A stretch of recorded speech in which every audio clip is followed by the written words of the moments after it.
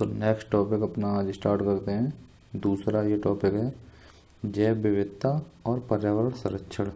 जैव विविधता मतलब जीवों की जो विविधता है वो, और पर्यावरण के संरक्षण के लिए क्या क्या कदम उठाए हम लोगों ने, वो देखते हैं आगे। तो टॉपिक स्टार्ट करते हैं।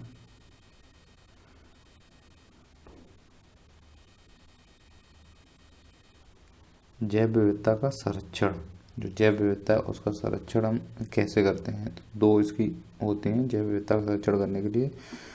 पहला तो एक होता है इन सीटू और दूसरा होता है एक्स सीटू। मतलब इन सीटू का मतलब हो गया है, इन सीटू मतलब स्वस्थान है, मतलब उसी जगह रहकर और जो जीव हैं उनका संरक्षण किया जाता है, तो उसे बोलते हैं इन सीटू। ठीक है, जो उनका प्राकृतिक आवास है वो स्वयं वही रखा जाए, जैसे जीवों को उनके प्राकृतिक निवास स्थान पर संरक्षित करना। ठीक है, तो वो हो गया आपका इन सीटू। मतलब अगर जैसे कोई टाइगर रह रहा है किसी जंगल में, तो उसका उसी जंगल में अगर संरक्षण मतलब कर रहे हैं हम लोग, ठीक है, उसकी देखभाल उसका संरक्षण कर रहे हैं, तो वो हो गया इन सीटू आपका। और एक्स सीटू का मतलब हो गया जीवों को कृत्रिम तरीके से प्राकृतिक आवासों से हटाकर दूसरी जगह संरक्षित करना। मतलब अगर उसको ले जाके एग्जाम्पल मान लो, एक्स सीटू का मतलब हो गया उसको चिड़ियाघर में बंद करके हम उसको खाना खिला रहे हैं या उसका वो रख रहे हैं, या और दूसरे जंगल में उसको प्रतिस्थापित कर रहे हैं। ठीक है, तो वो भी एक्स सीटू में ही आएगा।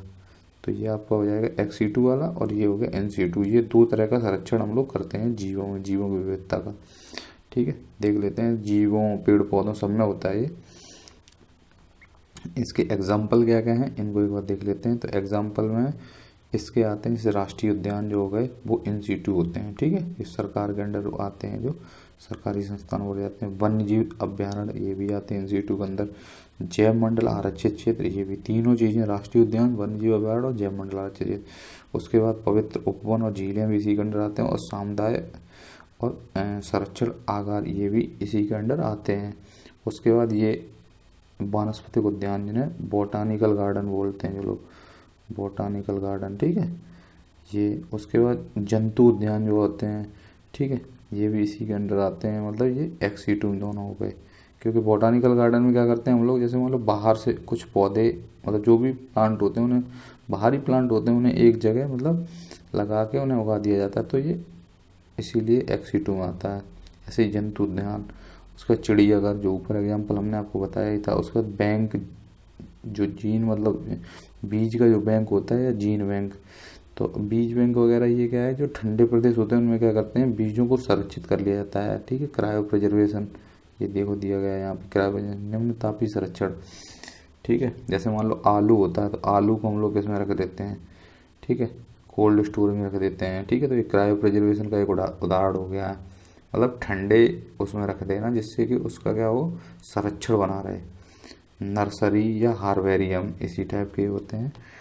ठीक है, तो ये सब एक्स सीटू के एग्जाम्पल हो गए, और ये हो गए इन सीटू, मतलब हाँ ये एक्स सीटू के एग्जाम्पल हो गए बराह संरक्षण, और ये इन सीटू के एग्जाम्पल हो गए उसी प्राकृतिक आवास में संरक्षित करना। आगे देख लेते हैं।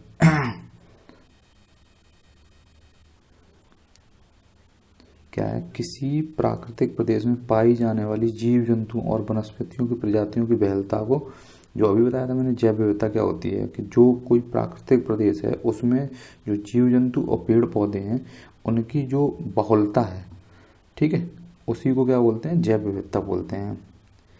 आगे देख लेते हैं। सर्वप्रथम जैव विविधता जो शब्द है उसका प्रयोग किसने किया था, तो एक WG रोसेन थे, इन्होंने किया था सबसे पहले 1985 में। तो इनको रोसेन याद कर लीजिए, जैव विविधता का रोसेन। ठीक है, जैव विविधता का प्रयोग रोसेन ने किया था। ठीक है, अब एक बार कमेंट में बताइए कि पारिस्थितिकी जो शब्द कल बताया था, ठीक है, उसका प्रयोग किसने किया था, और पारिस्थितिकी जो तंत्र बताया था हमने, पारिस्थितिकी तंत्र, इसका प्रयोग सबसे पहले किसने किया था, ये कमेंट बॉक्स में आप लोग लिख के बताइएगा। कल वाले वीडियो में बताया गया था टोटली। ठीक है, आगे देखते हैं। विश्व समुदाय के समक्ष जैव विविधता या बायोडाइवर्सिटी शब्द को प्रस्तुत किया। तो जो विश्व समुदाय है उसके समक्ष बायोडाइवर्सिटी जो शब्द है, किसको मतलब शब्द को कौन लाया था, तो एडवर्ड विल्सन जो था वो विश्व समुदाय के समक्ष लाए थे इस पूरे वर्ड को 1986 में, मतलब जस्ट एक साल बाद। यूज सबसे पहले रोसेन ने किया था, लेकिन विल्सन जो थे वो आपका लाए थे सबके सामने, मतलब विश्व समुदाय के सामने। सर्वाधिक जैव विविधता कहाँ पाई जाती है, ठीक है, तो ये उष्णकटिबंधीय जो वर्षा वन होते हैं इनमें सर्वाधिक जैव विविधता पाई जाती है। इन्हें मतलब ऑब्लिक करके यहाँ लिख दिया गया है। विश्वत रेखी वन एक ही बात है, ये यूपी टेट 2016 में पूछा भी गया है, ठीक है। तो कल भी मैंने आपको बताया था कि जो सबसे ज़्यादा जैव विविधता कहाँ होगी, भूमध्य रेखा पर, ठीक है, जो 0 डिग्री पे होती है ये, ठीक है, इस पे। तो अब इसके जो आसपास वाले एरिया हैं इन पे सबसे ज़्यादा जैव विविधता किस लिए रहती है, क्योंकि यहाँ पे सबसे ज़्यादा गर्मी पड़ती है, सबसे ज़्यादा यहाँ पे गर्मी रहेगी और सबसे ज़्यादा यहाँ बारिश होगी, ठीक है। इसकी वजह से यहाँ पे क्या है, जैव विविधता बहुत ज़्यादा बढ़ जाती है, क्योंकि जीवों मतलब विभिन्न प्रकार के पेड़ पौधे कीट पतंगे हर टाइप के यहाँ प्राणी रहेंगे, इसलिए यहाँ पे जैव विविधता बढ़ जाती है। इसलिए उष्णकटिबंधीय वर्षा वन हो गए, ठीक है, और विषुवत रेखी प्रदेश, ठीक है, यही विषुवत रेखा के आसपास वाले प्रदेश। आगे देख लेते हैं, विश्व में सर्वाधिक जैव विविधता किस देश में पाई जाती है, तो ये पाई जाती है ब्राज़ील में। रीजन क्या है कि जो ब्राज़ील है उसमें से पूरी ये आपकी जो भूमध्य रेखा है, ठीक है, भूमध्य रेखा निकली हुई है और बगल में ही नदी बहती है अमेजन बेसिन, जो अमेजन नदी है, ठीक है, अमेजन नदी यहीं बहती है। इसकी वजह से क्या हो गई, तो जैव विविधता और मतलब बहुत सबसे बड़ा जंगल भी यहीं पे, अमेजन बेसिन का जो जंगल है वो सबसे विश्व का सबसे बड़ा जंगल है, ठीक है। इसे मतलब पृथ्वी का फेफड़ा भी बोलते हैं, ठीक है। ये सबसे ज़्यादा ऑक्सीजन जो होती है यहीं से 20% टाइप ऑक्सीजन मिल जाती है पूरे वर्ल्ड को, इसीलिए तो ये सबसे ज़्यादा ब्राज़ील में पाई जाती है, इसलिए जैव विविधता। आगे देख लेते हैं, भारत में सर्वाधिक जैव विविधता कहाँ पाई जाती है, तो शांत घाटी जो केरल है, केरल में क्या है, एक साइलेंट वैली है, ठीक है, साइलेंट वैली है केरल में, तो वहाँ पे सबसे ज़्यादा जैव विविधता पाई जाती है भारत की जो अगर बात की जाए तो। अंतर्राष्ट्रीय जैव विविधता कब मनाया जाता है, 22 मई को मनाया जाता है, पूछा गया है कई बार क्वेश्चन, तो 22 मई को अंतर्राष्ट्रीय जैव विविधता दिवस मनाया जाता है। उसके बाद राष्ट्रीय जैव विविधता प्राधिकरण का मुख्यालय कहाँ है, तो ये है चेन्नई, आपका 2003 में इसकी स्थापना हुई थी, राष्ट्रीय जैव विविधता प्राधिकरण का मुख्यालय, ठीक है।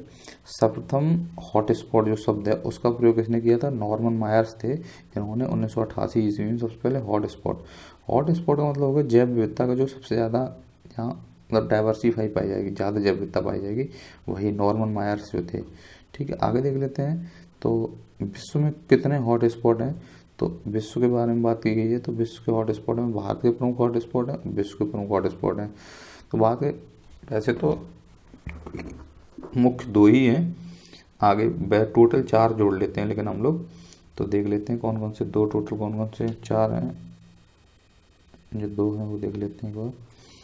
देखो सबसे ज़्यादा इसमें अगर मेन ऑप्शन में अगर बात आ जाए तो पश्चिमी घाट जो होता है, मतलब इंडिया का अगर आपको नक्शा की बात की जाए, ठीक है, तो ये वाला जो एरिया है पश्चिमी घाट, मतलब गुजरात से लेके आपका और कन्याकुमारी तक का जो एरिया है, ठीक है, ये इसको बोलते हैं पश्चिमी घाट, ये वाला एरिया हो।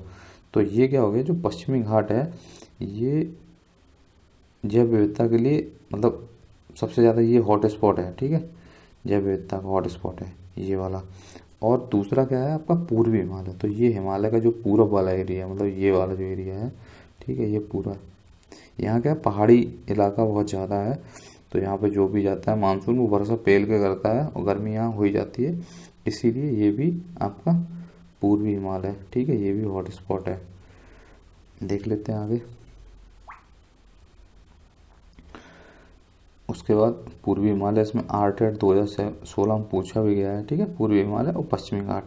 और नीचे जो सुंडालैंड और म्यांमार भारत सीमा अपवादिक स्थिति में भारत के हॉट स्पॉट के तहत शामिल किए जाते हैं।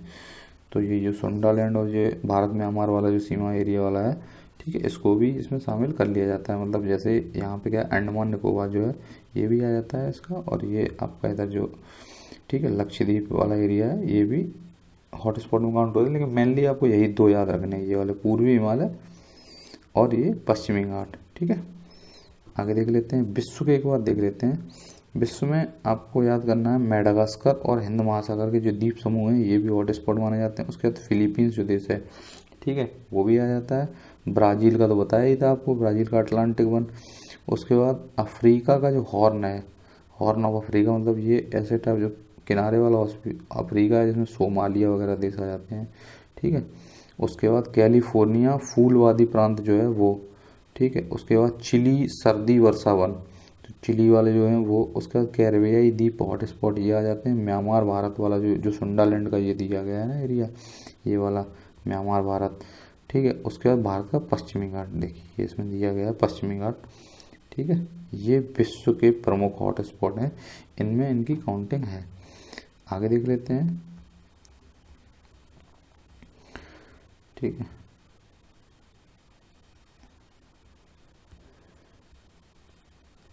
तो ये कौन कौन सी घाटी हैं और उनसे संबंधित क्या क्या हैं, तो एक बार इनको देख लेते हैं। दून, तो देहरादून का पीछे वाला देहरादून है, ये भी देहरादून, ठीक है। तो ये दून यहीं से उठाई गई है, दून घाटी देहरादून में। जो दून है, दून कहाँ यूज किया जाता है, उत्तराखंड में, ठीक है, दून। तो देहरादून हो गया। मरखा घाटी जो है वो आपकी जम्मू कश्मीर में और लद्दाख में ये मरखा घाटी पाई जाती है, ठीक है। मरखा घाटी के शब्द का यूज किया जाता है। प्रमुख घाटी कहाँ कहाँ है, फूलों की घाटी तो आपको पता ही, बहुत इंपॉर्टेंट है, चमोली में है ये, उत्तराखंड के। ये यूपी डेट 2017 में पूछा भी गया, देखो फूलों की घाटी कहाँ है, उत्तराखंड में है। उसके बाद शांत घाटी अभी आपको बताया था केरल में है, और ये मतलब जैव विविधता का बहुत बड़ा हुआ है स्थल, राष्ट्रीय उद्यान है ये, ठीक है। उसके बाद लाहौल घाटी, लाहौल घाटी कहाँ है, हिमाचल प्रदेश में, लाहौल स्पीति बोलते हैं इसको, लाहौल स्पीति, ठीक है। उसके बाद पार्वती घाटी जो है वो भी हिमाचल प्रदेश में ही है, ठीक है। तो इनको एक बार फिर से देख लेते हैं। दून मतलब देहरादून, देहरादून कहाँ, उत्तराखंड में है। मरखा घाटी, मरखा है आपकी जम्मू कश्मीर और लद्दाख वाला जो एरिया है उसमें। उसके बाद फूलों की घाटी, तो फूलों की घाटी कहाँ, उत्तराखंड में, चमोली में, ठीक है। फूलों की घाटी काफ़ी इंपॉर्टेंट है। शांत घाटी भी बताया था आपको, साइलेंट वैली केरल में है। उसके बाद लाहौल है, हिमाचल प्रदेश में है। पार्वती जो घाटी है वो हिमाचल प्रदेश में है। आगे देख लेते हैं इनको। भारत के प्रमुख राष्ट्रीय उद्यान वन्य जीव अभयारण्य कहाँ कहाँ हैं, इनमें से एक आध क्वेश्चन मोस्टली किसी भी एग्जाम में ये पूछ ही लेता है। एग्जाम में सभी में इम्पोर्टेंट है, लेकिन ये इसमें भी पूछ ही लेता है। वन्य जीव अभयारण्य से एक क्वेश्चन इसे मोस्टली रख ही लेता है, कौन कौन सा कहाँ पे है, तो याद कर लेते हैं। राष्ट्रीय उद्यान है, वन्य जीव अभयारण्य कौन सा कहाँ पे है, ये राज्य कौन सा है। आगे देख लेते हैं। उसके बाद जिम कॉर्बेट राष्ट्रीय उद्यान की अगर बात की जाए, तो जिम कॉर्बेट सबसे पहला भी है, और ये नैनीताल उत्तराखंड में है, ठीक है, फर्स्ट है ये जिम कॉर्बेट। उसके बाद दुधवा, दुधवा आपको पता ही है, लखीमपुर खीरी उत्तर प्रदेश में है। गिरी, गिरी गुजरात में है, ठीक है, गिरी शेरों के लिए प्रसिद्ध है ये। काजीरंगा आपको पता है, असम या असोम बोलते हैं। काजीरंगा, मानस, ओरांग, ये तीन है वहाँ पे। काजीरंगा, मानस में दो दिए हैं, असम में, ठीक है। काजीरंगा किसके लिए प्रसिद्ध है, एक सींग वाला गैंडा यहाँ पे पाया जाता है, जो एक सींग वाले गैंडे रहते हैं, ठीक है, गैंडा ये। उसके बाद मानस, ये भी इसी में यही पाए जाते हैं, हाथी वाथी पाए जाते हैं इसमें। सुंदरवन राष्ट्रीय उद्यान है पश्चिम बंगाल में, ठीक है। सुंदरवन डेल्टा वाला, जो सुंदरवन सबसे बड़ा डेल्टा है ये विश्व का, ठीक है, यही वाला है। इसमें जो टाइगर पाए जाते हैं, वेस्ट बंगाल टाइगर। सरिस्का, सरिस्का आपका राजस्थान में है। दाचीगाम, दाचीगाम कहाँ, जम्मू कश्मीर में है दाचीगाम, इंपॉर्टेंट है काफ़ी। दाचीगाम कहाँ है, जम्मू कश्मीर में। कान्हा किसी लिए, मंडला वाला घाट एमपी में, ठीक है, एमपी मंडला वाला घाट। संजय गांधी राष्ट्रीय उद्यान कहाँ है, ये है महाराष्ट्र का बोरीवली में, ठीक है। कंचनजंगा बहुत इंपॉर्टेंट है, सिक्किम में ये कंचनजंगा। उसके बाद कैंपबेल वे राष्ट्रीय उद्यान जो है अंडमान और निकोबार द्वीप समूह में है, कैंपबेल वे। उसके बाद इंद्रावती राष्ट्रीय उद्यान कहाँ पे, छत्तीसगढ़ में है, ठीक है, इंद्रावती ये इंपॉर्टेंट है काफ़ी। कैंपबेल वाला भी इंपॉर्टेंट है, कैंपबेल जो है वो आपका अंडमान निकोबार में है, और इंद्रावती है जो छत्तीसगढ़ में है, ठीक है। एक अचान कमार करके एक और है, वो भी छत्तीसगढ़ में ही है। नागरहोल है वो कर्नाटक में है, राजीव गांधी राष्ट्रीय उद्यान भी बोलते हैं इसको, नागरहोल वाले वो। उसके बाद बाल फकरम करके राष्ट्रीय उद्यान है, वो मेघालय में, बाल फकरम। आगे देख लेते हैं, ये केबुल लामजाओ बोलते हैं इसे, केबुल लैमजाओ, ये एकमात्र तैरता हुआ है, ठीक है, ये मणिपुर में, बहुत इंपॉर्टेंट है, ये काफ़ी बार पूछा गया है, यूपीएससी का भी ये क्वेश्चन है, ठीक है। केबुल लामजाओ मणिपुर में। गल्फ ऑफ मन्नार मैरीन राष्ट्रीय पार्क जो है वो तमिलनाडु में, यूपी टेट 2013 में पूछा गया था। ये विश्व का प्रथम राष्ट्रीय उद्यान की अगर बात की जाए, तो विश्व के प्रथम की जाए तो ये येलोस्टोन पार्क जो अमेरिका में, वो है राष्ट्रीय उद्यान, ठीक है। भारत का प्रथम राष्ट्रीय उद्यान ऊपर ही आपको बताया था, जिम कॉर्बेट जो है वो, ठीक है। जिसे पहले इसको हेली नेशनल पार्क बोला जाता था 1936 में। आगे देख लेते हैं। अभी लेटेस्ट डेटा के हिसाब से क्या क्या चीज़ें हैं वो, भारत में कुल जैव मंडल आरक्षित क्षेत्र कितने, 18 हैं, टोटल 18 अभी जैवमंडल आरक्षित क्षेत्र हैं। यूनेस्को के द्वारा मान्यता प्राप्त जैवमंडल आरक्षित क्षेत्र कितने हैं? 11। तो यूनेस्को ने इनको मान्यता किन किन को दी है? 11 को दी है। ठीक है, प्रथम जैवमंडल आरक्षित क्षेत्र कौन सा है? नीलगिरी वाला जो है। ठीक है, नीलगिरी पहाड़ी बोलते हैं, 1986 में मिली थी इसको, प्रथम जैवमंडल आरक्षित क्षेत्र है। भारत में सर्वाधिक राष्ट्रीय उद्यान, ठीक है, सर्वाधिक राष्ट्रीय उद्यान किस जगह है? अंडमान निकोबार में और एमपी में। तो एमपी में सबसे ज़्यादा है, उसके बाद मतलब ये अंडमान निकोबार में, फिर एमपी, दोनों जगह सर्वाधिक राष्ट्रीय उद्यान। और एमपी को क्या बोलते हैं? टाइगर स्टेट, इसीलिए एमपी को बोलते हैं। यहाँ पे सबसे ज़्यादा राष्ट्रीय उद्यान है इनमें, इसीलिए टाइगरों की संख्या सबसे ज़्यादा है यहाँ पे। आगे देख लेते हैं, प्रमुख जीव जंतुओं के लिए आरक्षित क्षेत्र कौन कौन से हैं? तो एक सींग वाला गैंडा आपको मैंने बताया था, ये पाया जाता है असम में। असम में किस में पाया जाता है? आपका काजीरंगा में पाया जाता है। ये काजीरंगा राष्ट्रीय उद्यान असम में पाया जाता है। वैसे ये मानस में भी पाया ही जाता है, लेकिन काजीरंगा मेन है, इम्पोर्टेंट है। तो एक सींग वाला गैंडा असम में, काजीरंगा में। ठीक है, ये यूपी टेट 18, 14, यू टेट 14, 15, ये पूछे मोस्ट इम्पोर्टेंट क्वेश्चन है, ये पूछा ही जाता है। एशियाई बब्बर शेर, ऊपर भी आपको बताया था। तो जो एशियाई बब्बर शेर है वो गिरी में पाया जाता है। गिरी मतलब ये आपका होगा गुजरात में। ठीक है, गिरी गुजरात में, ऊपर बताया था मैंने। हंगुल मृग या कश्मीरी मृग, तो ये कश्मीर में पाए जाएंगे। अब कश्मीर में किस में पाए जाएंगे? तो दाचीग्राम में, दाचीग्राम जम्मू कश्मीर में। ठीक है, उसके बाद जो थामिन मृग है, थामिन मृग क्या होता है? ये आवाज़ें बहुत अजीब सी निकालता है, हैवी आवाज़ निकालता है। केविल लामजाओ जो होता है राष्ट्रीय उद्यान, उसमें मणिपुर में पाया जाता है। ठीक है, ये थामिन मृग इसको बोलते हैं। ठीक है, आगे देख लेते हैं, साइबेरियाई पक्षी जो सारस आते हैं वो कहाँ पे आते हैं? जो केवलादेव राष्ट्रीय उद्यान है राजस्थान में, भरतपुर राजस्थान। इसे पक्षियों का स्वर्गभूमि भी बोलते हैं। यहाँ पे आजकल पक्षी आना कम हो गए, तो ये काफ़ी टॉपिक चल रहा था करंट का, साइबेरियाई पक्षी। ठीक है, सारस, सोन चिरैया भी बोलते हैं इसको। आगे देख लेते हैं, जंगली गधा। तो जंगली गधा ये वहीं गुजरात में, यहाँ आपको बताया था कच्छ का रण जो है गुजरात में। उसके बाद रॉयल बंगाल टाइगर, ये भी मैंने ऊपर ही बताया था। सुंदरबन राष्ट्रीय उद्यान पश्चिम बंगाल इसी के लिए प्रसिद्ध है। ऑलिव रिडले जो कछुआ है वो आपके कहाँ पाए जाते हैं? भीतरकनिका जो राष्ट्रीय उद्यान है, मतलब सबसे छोटे बर्ड के कछुआ के अंडे छोटे कछुआ बोले जाते हैं, उड़ीसा के तट पर पाए जाते हैं, भीतरकनिका। ठीक है, मतलब भीतरकनिका जो है वो ऑलिव रिडले के लिए प्रसिद्ध है। उसके बाद जो पेलिकन पक्षी हैं, पेलिकन एवं समुद्री पक्षी के लिए क्या कौन से हैं? तो ये पेलिकन के लिए कर्नाटक वाला जो होता है कोक्कारे बेलूर पक्षी अभ्यारण्य करके एक है, वो प्रसिद्ध है। उसके बाद केला मेरू पक्षी अभ्यारण्य जो है आंध्र प्रदेश का, वो भी इम्पोर्टेंट है। तो कोक्कारे और केला मेरू, और ये आंध्र प्रदेश और कर्नाटका के हैं। ठीक है, ये यूपी टेट 18 में पूछा भी गया था, देखो पेलिकन वाला। पर्यावरण संबंधित प्रमुख अधिनियम कौन कौन से हैं?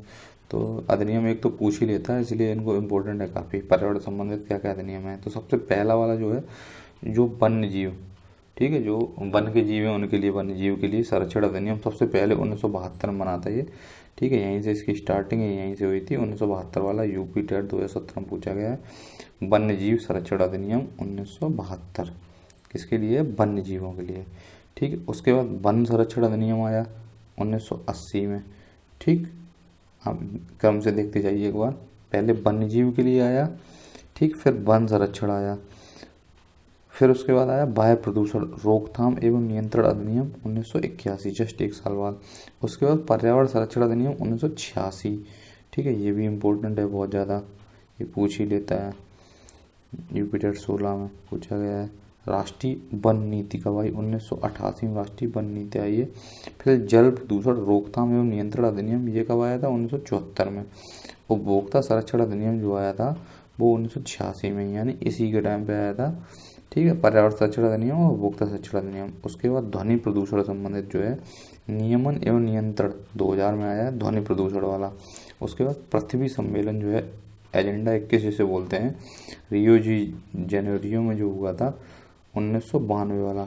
ठीक है, पृथ्वी प्रथम सम्मेलन बोलते हैं इसे, एजेंडा 21। ठीक है, द्वितीय पृथ्वी सम्मेलन जोहान्सबर्ग में हुआ था दक्षिण अफ्रीका में। उसके बाद सर्वप्रथम विश्व पर्यावरण दिवस मनाया गया था 5 जून 1974 को मनाया था, इसीलिए 5 जून को अभी पर्यावरण दिवस को मनाते हैं, 5 जून को 1974 मनाया था विश्व पर्यावरण दिवस। आगे देख लेते हैं, रामसर सम्मेलन जो आर्द्र भूमियाँ का संबंधित सम्मेलन वो था, ईरान में हुआ था पहली बार 1971 में। ठीक है, जो वेटलैंड जिसे बोलते हैं।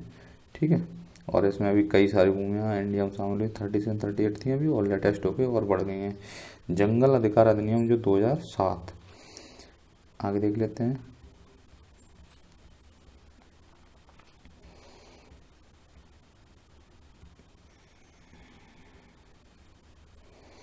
अब वन संरक्षण आंदोलन कौन किस किस ने चलाए हैं वो एक बार देख लेते हैं।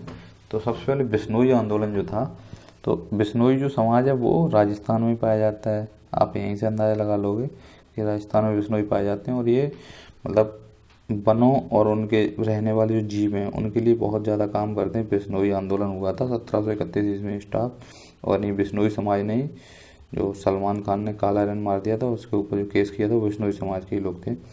अमृता देवी बिश्नोई ने चलाया था, ये संबंधित व्यक्ति हैं।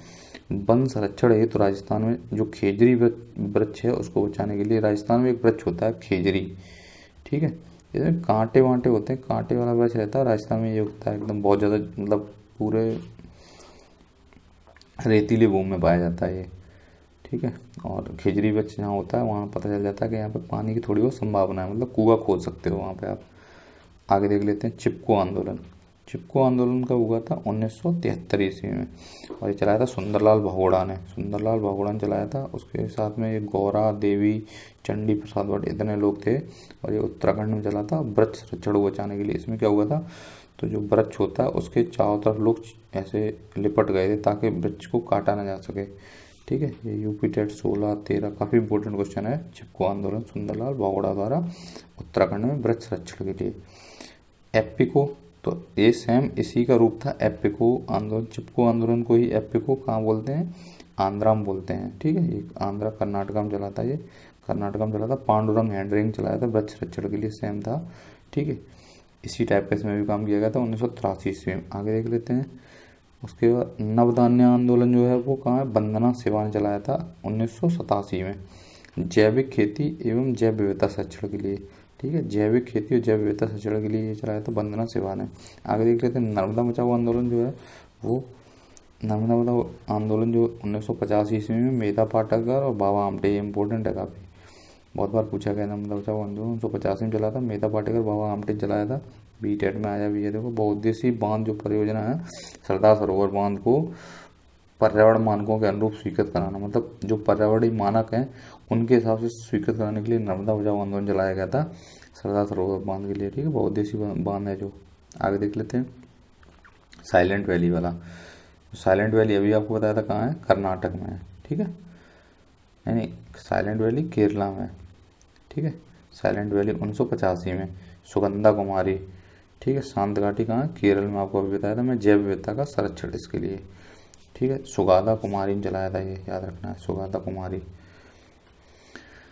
उसके बाद पर्यावरणीय पुस्तक एवं लेखक, कौन कौन सी पुस्तक, मतलब किस लेखक के द्वारा लिखी गई है, तो देख लेते हैं। एक टुमारो बायोडाइवर्सिटीज पुस्तक है, वो वंदना शिवा ने लिखी है, ठीक, टुमारो बायोडाइवर्सिटी, ठीक है, मतलब आगे वाली टुमारो बायोडाइवर्सिटी वंदना शिवा ने। संरक्षण एवं विनाश लिखा है सरला बहन ने, यूटेट में पूछा गया ये। स्पर्श गंगा जो है वो किसने लिखी है, रमेश पोखरियाल निशंक जो मंत्री हैं उन्होंने लिखा है, रमेश पोखरियाल निशंक ने स्पर्श गंगा। डाउन टू अर्थ किसने लिखा है, सुनीता नारायण ने, डाउन टू अर्थ। उसके बाद from green to evergreen revolution, ये डॉक्टर MS स्वामीनाथन ने लिखी है, ठीक है। आगे देख लेते हैं। उसके बाद कमेंट बॉक्स में बताइए MS स्वामीनाथन क्या है, मतलब, ठीक है। From green to green revolution, हरित क्रांति के जनक हैं ये, ठीक है। हरित क्रांति के जनक कौन है, MS स्वामीनाथन। धरती की पुकार किसने लिखी है, सुंदरलाल बहुगुणा, ठीक है। सुंदरलाल बहुगुणा ने कौन सा चलाया था, ऊपर एक बार अभी बताया था जस्ट मैंने, कमेंट बॉक्स में बताइएगा। Ecology and the politics of survival, Vandana Shiva, ठीक है। तो वंदना शिवा ने 2 पुस्तकें लिखी हैं, एक ये लिखी है ecology and the politics of survival, ऊपर लिखी है टुमारो बायोडाइवर्सिटी, ठीक है। आगे देख लीजिए। बांध नहीं चाहिए, बांध पहाड़ का विनाश है, प्रमुख कथन किसका है, सुंदरलाल बहुगुणा का, ठीक है। आगे देख लेते हैं। भारत का जल पुरुष किसे कहा जाता है, अब लौह पुरुष तो पता है आपको, सरदार वल्लभ भाई पटेल को कहा जाता है, लेकिन जल पुरुष की अगर बात की जाए तो किसको कहा जाता है, राजेंद्र सिंह को। राजेंद्र सिंह को यूटेट 2017 में पूछा गया था, राजेंद्र सिंह को जल पुरुष बोला जाता है, ठीक है, वाटरमैन। आगे देख लेते हैं भारत का बर्डमैन किसे बोला जाता है, तो पक्षी वाला ये डॉक्टर सलीम अली, जो एक पक्षी अनुसंधान है, ठीक है, सलीम अली, जम्मू कश्मीर में है ये, ठीक है। तो ये इनको बोला जाता है birds man of India, doctor Salim Ali.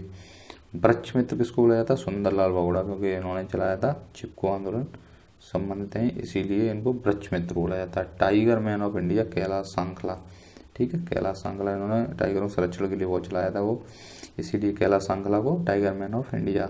Dolphin man of India बोला जाता है रविंद्र सिन्हा को, ठीक है, तो ये डॉल्फिन के लिए बहुत काम किया था इन्होंने। आइस मैन ऑफ इंडिया बोला जाता है चेवांग नेरफेल को, चेवांग नेरफेल को। और हीरो ऑफ एनवायरनमेंट बोला जाता है माइक पांडे को, हीरो ऑफ एनवायरनमेंट बोला जाएगा आपका माइक पांडे को, ठीक है। आगे देख लेते हैं एक बार, भारत सरकार द्वारा गुणवत्ता मानक जो हैं वो क्या क्या हैं, गुणवत्ता मानक क्या क्या सेट किए गए हैं। तो ब्यूरो मानक जो होता है, जैसे ब्यूरो बोलते हैं, ब्यूरो स्टैंडर्ड है हमारा, तो ब्यूरो स्टैंडर्ड हो गया आपका पर्यावरण प्रदूषण रोकने जो वाहनों पर लगाया जाता है, ठीक है, तो वो ब्यूरो स्टैंडर्ड होता है वाहनों पर। जैसे मान लो अभी कौन से चल रहे हैं, जैसे BS4 चल रहे हैं, अब BS4 के बाद इंडिया डायरेक्ट क्या करेगी, उसके बाद BS6 में ही डायरेक्ट कन्वर्ट कर रही जो गाड़ियाँ हैं अभी BS6 आएंगे, ठीक है। तो ये हो गया ब्यूरो मानक, ब्यूरो मानक हो गया ये BS4 अभी गाड़ियाँ हैं, अब नेक्स्ट BS5 को हटा के सीधा BS6 ही नई गाड़ियाँ आएंगी, तो ये हो गया, ठीक है, भारत स्टैंडर्ड बोलते हैं इसको। तो ये ब्यूरो मानक होता है जो पर्यावरण प्रदूषण रोकने हेतु वाहनों पर जो करते हैं यूज वो। उसके बाद एग मार्क, जैसे एग मार्क क्या होता है, जो यूरिया वगैरह होती है ना, यूरिया खाद जो वगैरह होती है उस पर एग मार्क लिखा रहता है, एग मार्क से मतलब मानकीकृत है ये चीज़, तो मतलब उससे क्या हो गया कि वो पर्यावरण के प्रति मैत्री रहेगी वो चीज़, वो है, ठीक है।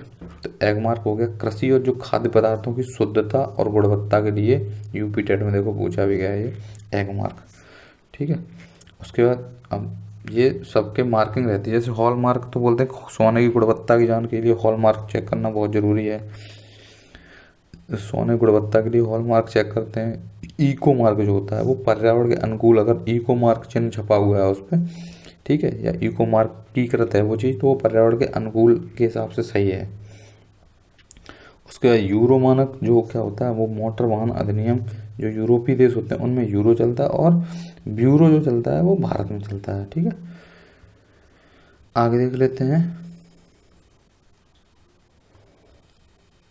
जो अब ये प्रोजेक्ट वगैरह पूछ लेता है, कई बार पूछे गए हैं ये प्रोजेक्ट, तो एक बार देख लेते हैं कौन कौन से प्रोजेक्ट कब चलाए गए। तो टाइगर जो प्रोजेक्ट है बहुत बार देखो यूपी टेट में 17 में 13 में ये सब पूछा गया है। तो टाइगर प्रोजेक्ट बहुत इंपॉर्टेंट है, 1973 आप याद कर लीजिए आंख बंद करके, टाइगर प्रोजेक्ट, ठीक है, इनमें से टाइगर प्रोजेक्ट बहुत इंपॉर्टेंट है 1973। उसके बाद प्रोजेक्ट एलिफेंट ये 1992 में हुआ था, ठीक है, ये रहा 1992 में, बहुत इंपॉर्टेंट है ये भी।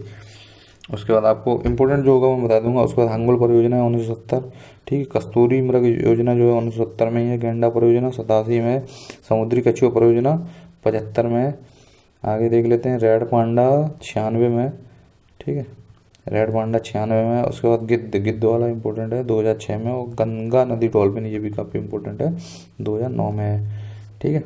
तो एक बार फिर से देख लेते हैं, गंगा नदी डॉल्फिन 2009 में हो गया, गिद्ध संरक्षण 2006 में हो गया, और ऊपर 2 याद कर लीजिए आप सिर्फ। टाइगर प्रोजेक्ट बहुत इंपॉर्टेंट है 73 में, और एलिफेंट वाला 1992, ठीक है, 1992। आगे देख लेते हैं इनको, जो देश का 50वां बाघ अभ्यारण्य जो टाइगर रिजर्व घोषित किया गया, किसे किया गया, कमलांग जो बाघ अभ्यारण्य है, ठीक है, कमलांग, उसे किया गया 50वां। कहाँ है ये कमलांग, एक बार कमेंट बॉक्स में बताइएगा, नेट पे सर्च करके अगर नहीं बताया तो। प्रोजेक्ट टाइगर में से सबसे पहले शामिल राष्ट्रीय उद्यान जो है, प्रोजेक्ट टाइगर में सबसे पहले कौन सा राष्ट्रीय उद्यान शामिल हुआ था, कान्हा-किसली, कान्हा-किसली जो मंडलावाला घाट MP वाला है आपका, ठीक है, मध्य प्रदेश में कान्हा-किसली हुआ था प्रोजेक्ट टाइगर में सबसे पहले शामिल। आगे देख लेते हैं, वर्तमान समय में भारत में सर्वाधिक बाघ कहाँ, बताया था आपको टाइगर स्टेट इसी को बोलते हैं, टाइगर स्टेट देखो लिखा भी है इसमें MP, ऊपर भी बताया था 526 बाघ जो है। उसके बाद गेंडा स्टेट तो आपको पता ही होगा, असम को ही बोलते हैं, क्योंकि यहाँ पे काजीरंगा में सबसे ज़्यादा गेंडे हैं, एक सींग वाला गेंडा, ठीक है। अंतर्राष्ट्रीय बाघ दिवस की अगर बात की जाए तो अंतर्राष्ट्रीय बाघ दिवस कब मनाते हैं हम लोग, अंतर्राष्ट्रीय बाघ दिवस जो 29 जुलाई है, ठीक है, 29 जुलाई 1973 से स्टार्टिंग हुई थी इसकी, तभी से मना रहे हैं इसको, ठीक है। विश्व हाथी दिवस 1992, ठीक है, ये तो याद रखना ही है आपको, 12 अगस्त को मनाते हैं इसको, ठीक है, 12 अगस्त को। तो 29 जुलाई हो गया बाघ दिवस, विश्व हाथी 12 अगस्त हो गया, और विश्व गैंडा दिवस की अगर बात की जाए तो 22 सितंबर हो गया। ठीक है, आगे देख लेते हैं। अंतर्राष्ट्रीय टाइगर दिवस 2019 का थीम वाक्य क्या था? The survival in our hand. मतलब जो अंतर्राष्ट्रीय टाइगर दिवस 2019 था, उसको सीन बैक में पूछता नहीं है लेकिन फिर भी पूछ सकता है, तो survival is in our hand. ठीक है, आगे देख लेते हैं। रेड डाटा बुक संबंधित किससे है? तो रेड डाटा मतलब हो गया लाल जो बुक है, मतलब लाल पृष्ठ वाली बुक है, उसे रेड डाटा बुक बोलते हैं। ठीक है, तो ये संकटग्रस्त जीव जंतु जो होते हैं उसको इसमें शामिल किया गया। IUCN निकलती है, ठीक है, IUCN है ये, संयुक्त राष्ट्र की संस्था नहीं है, ये अलग है, एक दूसरी संस्था है, उससे इंडिपेंडेंट संस्था है। और ये क्या करती है? पर्यावरण से संबंधित जो भी मतलब उसमें ख़त्म हो रहे हैं, विलुप्त प्राय प्राणी हो रहे हैं या उनसे संबंधित हैं, उसी श्रेणी में पहुंच रहे हैं, तो उनके संरक्षण के लिए काम करती है और एक लिस्ट जारी करती है कि कौन से किस कैटेगरी में है। तो संकटग्रस्त जीव जंतुओं के लिए रेड डाटा वो संबंधित है, IUCN करती है इसका। ठीक है, निकालती है इसको। आगे देख लेते हैं। किसी विशेष क्षेत्र में पाए जाने वाले पेड़ पौधे एवं जीव जंतुओं को क्या कहते हैं? फ्लोरा और फौना जो होता है, फ्लोरा फौना। ठीक है, विशेष क्षेत्र में पाए जाने वाले पेड़ पौधे जीव जंतु होते हैं उनको। आगे देख लेते हैं, ये पूछे गए, देखो 11 में। आगे किसी राष्ट्रीय उद्यान का नाम पूर्व में हैली किसका था? तो ये पहला ही है राष्ट्रीय उद्यान जिसका नाम पूर्व में नाम हैली था। ठीक है, जिम कॉर्बेट का। ठीक है, हैली राष्ट्रीय उद्यान था, जिम कॉर्बेट का, पहला ही है ये। यूटेट 2018 में पूछा गया था। पर्यावरण एवं वन मंत्रालय, भारत सरकार द्वारा पर्यावरण के क्षेत्र में दिया जाने वाला पुरस्कार कौन सा है? तो एक वृक्ष मित्र पुरस्कार दिया जाता है, यूटेट में पूछा गया था ये, वो भारत सरकार द्वारा दिया जाता है, वृक्ष मित्र। आगे देख लेते हैं। पर्यावरण संबंधित सप्ताह एवं माह कौन कौन से हैं? तो पर्यावरण संबंधित कौन कौन सप्ताह हैं, कौन कौन से माह हैं? तो एक बार देख लेते हैं। वन महोत्सव जो होता है फरवरी एवं जुलाई के प्रथम सप्ताह मनाया जाता है। वन्य जीव सप्ताह जो होता है वो कब? 1 से 7 अक्टूबर के बीच में, यूटेट वगैरह में पूछा गया, देखो।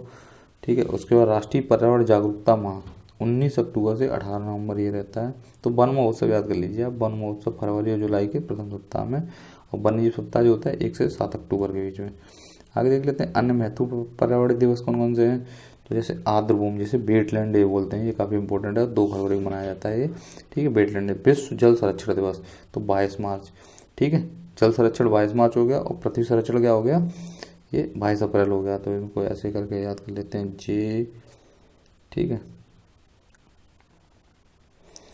ये PV। ठीक है, तो ये हो गया जल, 22 मार्च यहाँ से स्टार्ट कर दो, 22 मार्च। ठीक है, P मतलब हो गया पृथ्वी, पृथ्वी दिवस हो गया, और V मतलब हो गया जैव विविधता, विविधता दिवस। ठीक है, जैव विविधता दिवस। ठीक है, ये सब हो गया। 22 मार्च को ये हो गया, 22 अप्रैल को ये हो गया, और 22 मई को ये हो गया विश्व जैव विविधता दिवस। ठीक है, सारे ऐसे करके याद किया था मैंने, JPV समिति जो है उसके हिसाब से कर लिया था। आगे देख लेते हैं। छोटी मोटी ट्रिक हैं, अपने हिसाब से बना लीजिएगा आप।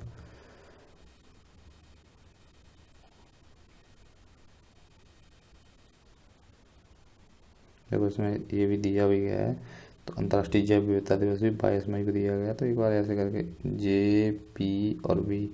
ठीक है, J मतलब क्या हो गया? जल, P मतलब हो गया पृथ्वी। ठीक है, और ये B हो गया जैव विविधता, विविधता वाला। ये यहाँ से स्टार्ट कर दो आप, 22 मार्च।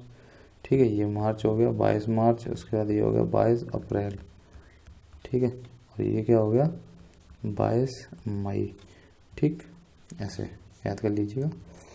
उसके बाद विश्व पर्यावरण दिवस तो आपको पता ही है 5 जून मनाया जाता है, बहुत बार पूछा गया है ये विश्व पर्यावरण दिवस 5 जून।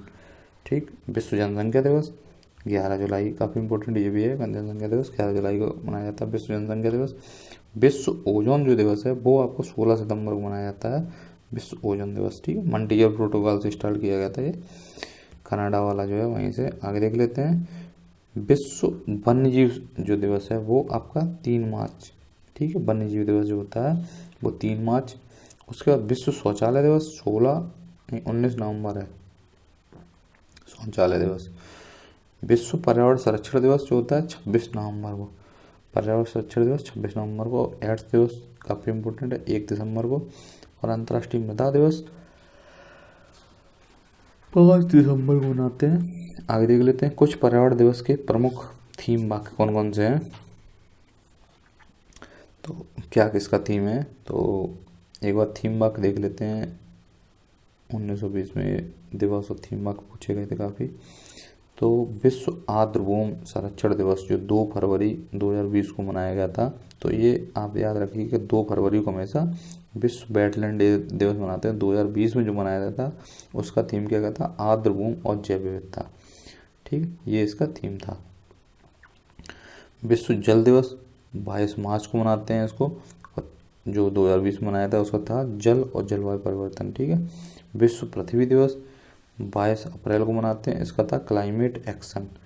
आगे देख लेते हैं पर्यावरण दिवस जो है उसका 5 जून को होता है, और इसको पृथ्वी के लिए समय, प्रकृति के लिए समय, ये था इसका थीम। आगे देख लेते हैं शौचालय जो दिवस है वो 19 नवंबर को मनाया जाता है, और सतत स्वच्छता और जलवायु परिवर्तन, ये इसका थीम था। उसके बाद विश्व आर्द्रभूमि दिवस जो होता है वो आर्द्रभूमि और जलवायु परिवर्तन के लिए होता है। ठीक है। विश्व गौरैया दिवस 20 मार्च को आई लव स्पैरो, ये था इसका। और विश्व पृथ्वी दिवस प्रोजेक्ट अवर स्पीसीज, हमारी प्रजातियों की रक्षा करें। विश्व पर्यावरण दिवस 5 जून को बीट वायु प्रदूषण। ठीक है। आगे देख लेते हैं अंतर्राष्ट्रीय टाइगर दिवस। अंतर्राष्ट्रीय टाइगर दिवस जो होता है 29 जुलाई 2019 को, the survival is in our hand, ये बताया था अभी। ओजोन संरक्षण दिवस 16 दिसंबर 2019 को कौन सा था, 32 years of healing, 32 years of healing था इसका। विश्व हाथी जो था धुलाई दिवस। ठीक है। विश्व हाथ धुलाई वाला क्या था, सभी के लिए स्वच्छ हैंड। ठीक है, सभी के लिए स्वच्छ हैंड। शौचालय दिवस जो था वो कब था, लीविंग नो वन बिहाइंड, शौचालय दिवस 19 नवंबर वाला। योग दिवस था योगा फॉर क्लाइमेट एक्शन। ठीक है। और ये लेटेस्ट वाले भी याद कर लीजिएगा 2020 का क्या है। ठीक है, अपडेट कर लीजिएगा। विश्व, थोड़ा नेट पर गूगल सर्च करिए, अपने आप पता चल जाएगा। विश्व स्वास्थ्य दिवस 7 अप्रैल 2019 को, हेल्थ कवरेज एवरीवन एवरीवेयर। ठीक। भारत के प्रमुख पर्यावरणीय संस्थान कौन कौन से हैं एक बार देख लेते हैं। तो अगर प्राणी सर्वेक्षण की बात की जाए, भारतीय प्राणी सर्वेक्षण वो है आपका कोलकाता में। ठीक है। प्राणी सर्वेक्षण कहाँ है, कोलकाता में है। वन्यजीव संरक्षण, देखो वन्य और वन से संबंधित जो है वो दोनों देहरादून में रहेंगे। वन्य और वन दोनों आपके कहाँ हो गए, देहरादून में हो गए। वन्यजीव संरक्षण भी और वन अनुसंधान संस्थान भी। उसके बाद केंद्रीय औषधि वाला है, लखनऊ में हो गया औषधि। और राष्ट्रीय वानस्पतिक अनुसंधान संस्थान, ठीक है, बॉटनिकल वाला हो गया वानस्पतिक, वो भी लखनऊ में हो गया। और औषधि वाला भी लखनऊ में हो गया। ये यूपी टेट 2018 में पूछा गया था, वन्यजीव संस्थान। आगे देख लेते हैं एक बार।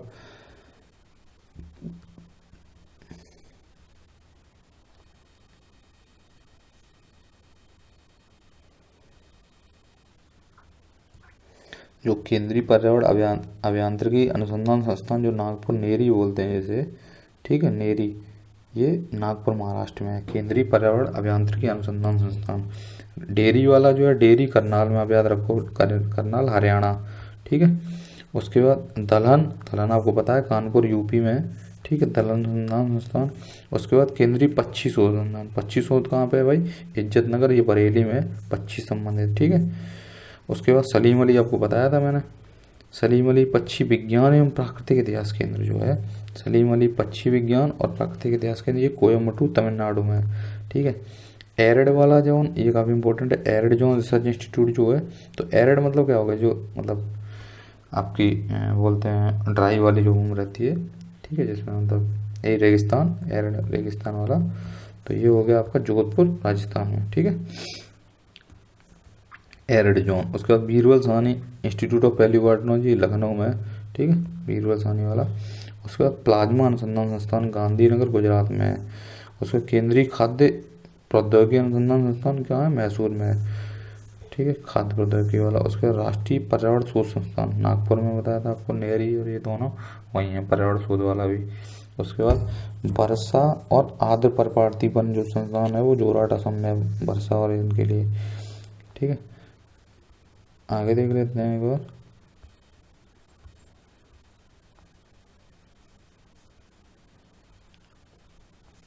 तो एक बार यहाँ से देख लेते हैं आगे। पर्यावरण हिमालय पर्यावरण एवं विकास का गोविंद वल्लभ पंत संस्थान जो है वो कहाँ है, अल्मोड़ा में। और भारतीय वन प्रबंधन, ठीक है, अगर वन के प्रबंधन से कुछ आ जाए, मतलब मैनेजमेंट से संबंधित कोई भी चीज़ आ जाएगी तो वो आपकी भोपाल हो जाएगी। अदरवाइज कोई भी वन से संबंधित, वन्य जीव वन, तो दोनों देहरादून में ही है इनका मुख्यालय, ठीक है। आगे देख लेते हैं WWF। WWF जो का प्रतीक क्या है, ठीक है, तो WWF का है जॉइंट पांडा है, जो दैत्याकार पांडा जिसे बोलते हैं, जॉइंट पांडा, ठीक है। उसके बाद WWF वैश्विक स्तर पर कार्य करता है क्या, वन्यजीव संरक्षण के लिए, world wide fund for nature, ठीक है। तो ये WWF होता है और ये वन्यजीव संरक्षण के लिए काम करता है। मानव एवं जैव मंडल कार्यक्रम जो MAB बोलते हैं, man and the biosphere programme, कब शुरू किया गया था, 1971 में किया गया था। किसके द्वारा, यूनेस्को के द्वारा किया गया था। अब भारत में कितनी आर्द्र भूमि की संख्या है, तो देखो 27 पहले थी, उसके बाद 15 अभी ऐड हो गई, तो 42 हो गई है। तो लेटेस्ट डेटा आपको याद रखना है कि 42 हो गई है, ठीक है। भारत का 27वां आर्द्रभूमि क्षेत्र कौन सा था, सुंदरवन जो था पश्चिम बंगाल वाला। उसके बाद विश्व आर्द्रभूमि का प्रथम सम्मेलन कहाँ हुआ था, 2 फरवरी 1971 को ईरान रामसर में स्टार्टिंग हुई थी उसकी, 2 फरवरी 1971 से। भारत में सबसे छोटी आर्द्रभूमि कौन सी है, रेणुका आर्द्रभूमि जो हिमाचल प्रदेश में है वो सबसे छोटी है। उसके बाद देख लेते हैं भारत की सबसे बड़ी आर्द्रभूमि की अगर बात की जाए तो कोई सुंदरवन आर्द्रभूमि है पश्चिम बंगाल वाली। और उत्तर प्रदेश में आर्द्रभूमि की संख्या कितनी है, 8 है, ठीक है। ये UP स्पेशल में आ जाता है कभी कभी।